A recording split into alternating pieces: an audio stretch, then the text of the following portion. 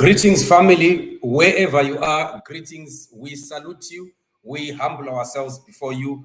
We thank you so much for those that continue to support this platform, the gospel of the freedom of the Zimbabwean people. We are live with Chatufa. We still are looking at our nation, things that are happening in our country, things that are happening around the nation, as we continue to see God on the move. Indeed, God is on the move. This is the freedom of the Zimbabwean people and the gospel. We are looking at the issue that has been, making rounds in our country, where Zanu PF has been playing games when it comes to the issues of data, the issues of internet access, and the issues of, online business, where Zanu PF is playing tricks, playing games, where the lives of Zimbabwean people is really in jeopardy because of this very issue. But surprisingly, we are receiving information that the Botswana president is in progress registering Starlink, while ZANU-PF continues to play tricks. You know, it's so sad for our country to continue to see a leadership that does not want to make life easier for its citizens. ZANU-PF enjoys seeing the situation that is happening right now. We see the issue of the ZIG has brought in serious problems in Zimbabwe, because now network payment of data, buying of data is still a problem, and they've also continued to drag their feet when it comes to the registration of Starlink. They need people to continue being abused by these companies that are taking advantage, that are exploiting Zimbabwean people. And even on this platform, family, you have seen that I've also reduced our time. We used to go for our shows maybe for an hour or even more, but I've decided to cut off the time to a bit like 10 minutes, 15 minutes, trying to accommodate our brothers and sisters in Zimbabwe, because they are in serious problems when it comes to data. Data is expensive in Zimbabwe. Internet is not accessible in Zimbabwe. There is a problem. It's all over. It's just a disaster. And because of this, it is the situation that continues to derail a lot of information dissemination, business that needs to be working online. Even the working of banks itself won't be effective without online transactions. So, but ZANU-PF, being an old-fashioned party of old people, madalas of the Iron Age and the Stone Age, they don't see the importance of internet access and having internet access, within schools, institutions, and different places. In fact, we are supposed to have free internet in the nation, where people can go and sit down. Students may go in parks, and you find that in parks there will be free internet in railway station, train stations, hospitals, and other places. Other countries are like that. You find that they have free internet that can be accessed by everyone. Now, when we look at the life we are living today, internet is no longer a luxury.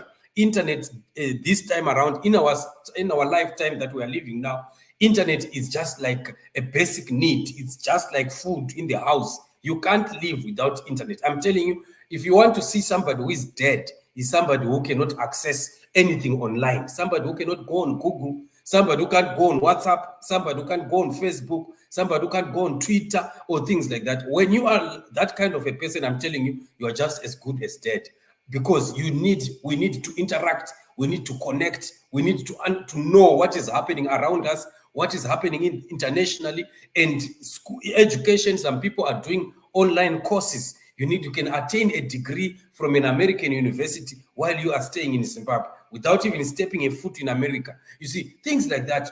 This is the importance of internet.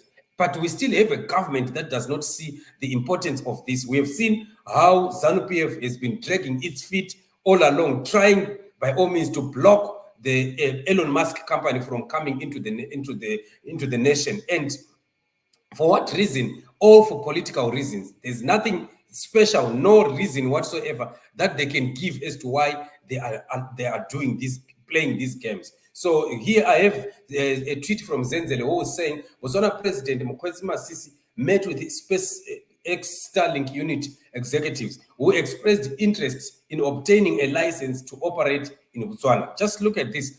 The fact that the president himself gives himself time to go and sit down with the individuals or executives from Starlink. It shows that commitment. It shows that there is that will, to allow this company to enter into Botswana and start operating. I'm telling you, Botswana does have very good network systems.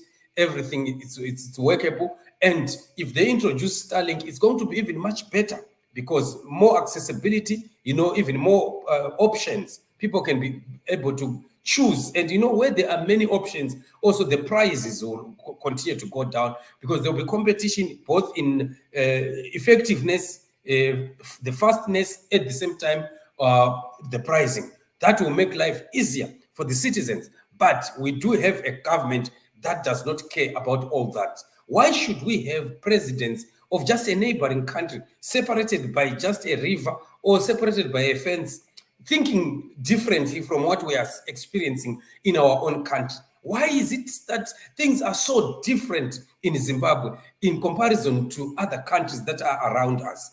Things are happening in most of the SADC countries. Governments are looking into developing their people, uplifting their citizens, but we have a government that enjoys to see the Zimbabwean people even going down, people of Zimbabwe suffering. Nothing works in Zimbabwe, and nothing ever is accessible. Everything that you want in Zimbabwe, you have to cry tears, you have to sweat, you have to, blood has to flow for a simple thing to happen in our country. What is wrong with our country? There is nothing that is wrong with Zimbabwe. The only thing that is wrong in our country is the leadership. We don't have leaders. We just have a mafia, as we are always saying that ZANU-PF is just a big mafia. And this is not the kind of leadership that a country that is supposed to progress could have at any particular time. And we need to continue standing our ground as the citizens of the nation of Zimbabwe. We need to unite against the oppression of ZANU-PF. We need to continue to declare the freedom of the Zimbabwean people. We need access to internet. It is our right. It's a right. We need our children to have access to computers, to internet in their schools. We need colleges to be able to provide. You still remember in the previous weeks, universities were failing, like the Midland State University and also Great Zimbabwe University. They were failing to provide internet for the students. Just imagine a whole university, which is supposed to be an institution that is recognized internationally, because we can have international people that are coming to Midland State University, to Great Zimbabwe University, other nationalities from other countries. But now, if we can't afford just to provide just such a thing like internet, is really a shame for our country. But who cares? You still have a minister of higher and tertiary education busy somewhere in the mines, busy looking for gold and making deals in the streets, selling US dollars and bringing in ZIG and converting it to US dollars and packaging all the US dollars in their farms. And they're like, this is all they are doing. And instead of attending to issues that are pertinent to the country, issues that are very, very important, that will cause the country to continue to rise and to develop. But do we have such a leadership in Zimbabwe? Nada. We don't have such. We just have a bunch of confused cockroaches who don't even know where they are coming from and where they are going. And because of that, we want to continue to say, demand for our freedom. Zimbabwe needs new leaders, and the leaders that will understand that the position of Zimbabwe as we are right now is very, very abnormal. We will need a leadership that turns around the situation of Zimbabwe. Zimbabwe needs a 320 degrees turn so that things can start to grow, refocus, everything can be realigned, and we can see the country progressing. We can't have countries like Botswana, being able to access internet, speed internet, cheap, affordable internet, and yet we still have some people that are politicking in Zimbabwe. Politicking for whatever reason, you don't even know. ZANU-PF has failed to provide enough reasons why they are blocking Starlink from coming into Zimbabwe. Right now, look at what is happening. They are trying to thwart the dissemination of information. They don't want Zimbabweans to be aware that ZANU-PF is collapsing, that Mnangagwa is going out, all those issues. These messages that we are giving you right on this platform, this is what Mnangagwa does not want the people right inside Zimbabwe to hear. If they had an access of blocking even people that are international. They could do it, but unfortunately they can't. Look at what they are starting to do now. We have seen Nick Mangwana coming out to speak that they are starting, the Zim papers are beginning to want to sue social media people for using their content. Just imagine that the news that is coming on Zim papers that are controlled by Mnangagwa, now they are saying for you to use that content on whether it's WhatsApp. Imagine they are even talking about WhatsApp, what do you call that, admins for WhatsApp. Just imagine, you talk about an admin of WhatsApp. Where do you get an admin of WhatsApp? As if an admin of WhatsApp is some kind of a job or a position that somebody you will have to be elected into, or someone who is qualified to do that. Something that can be arranged between 4 or 5 people and someone becomes an admin. They are talking about admins of WhatsApp. They must be very careful. They can be sued. Does that make sense? This government is crazy. I'm telling you, we just have a crazy bunch of leadership in Zimbabwe. Now they don't want us to be sharing information, to be coming and commenting and some debunking some of the lies that they are speaking in their day-to-day newspapers that they are using as mouthpieces of propaganda. But is it going to work? Still, there is nothing that ZANU-PF will ever plan to do against the Zimbabwean people that will work at the end of the day. So we are watching to see how far they will go in terms of threatening people who are taking information or articles that are in their newspapers and putting them on WhatsApp, on Twitter, on social media, and things like that. All this is just a ploy to try to fight against platforms like Chatuva Television Production and other platforms and other social media platforms that are disseminating information to make sure that the nation continues to be updated of what is happening around us. So ZANU-PF does not care.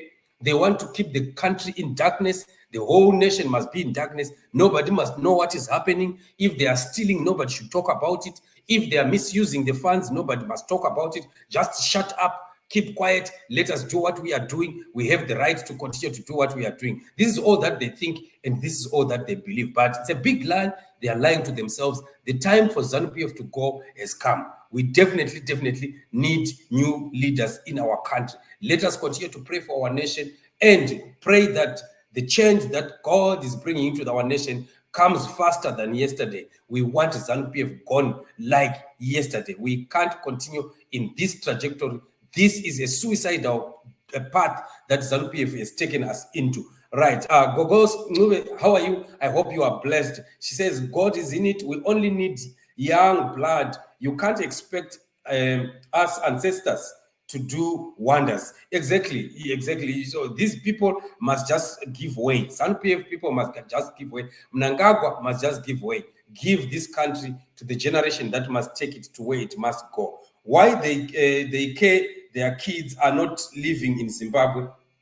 They just want to destroy the country. Yes, they have destroyed and they continue to destroy the country every time and every day. Hello, Brother Chatufa, how are you? These guys, they are playing games with us. But now is the time. We can't live like that. Definitely, it is the time, and we need to say, aluta. Let us continue to put pressure on ZANU-PF. Let us continue to demand for freedom. Let us continue to organize, and we need to organize to continue to our knee down worship and prayer. We need to do it. We also need to organize to see if we cannot demonstrate even when SADC comes. We can organize ourselves and go demonstrate during those meetings, and we see what ZANU-PF can do when the whole of SADC is in Zimbabwe. Will they take out guns and shoot people when the whole of SADC is inside Zimbabwe? We will see. This is some of the opportunities that citizens and citizen groups must come up with and organize that. That can be something that changes things. So this is our situation. This is where we are. But God is in it. Freedom for the Zimbabwean people is coming. Nobody can stop it. It is the plan of God for the freedom of Zimbabwe. Family, thank you so much for joining me on the show. We have more shows that are coming, especially on our main channel. We still have one here and 2 more on the main channel, Chatuva Television Production. Thank you so much for joining me on this show.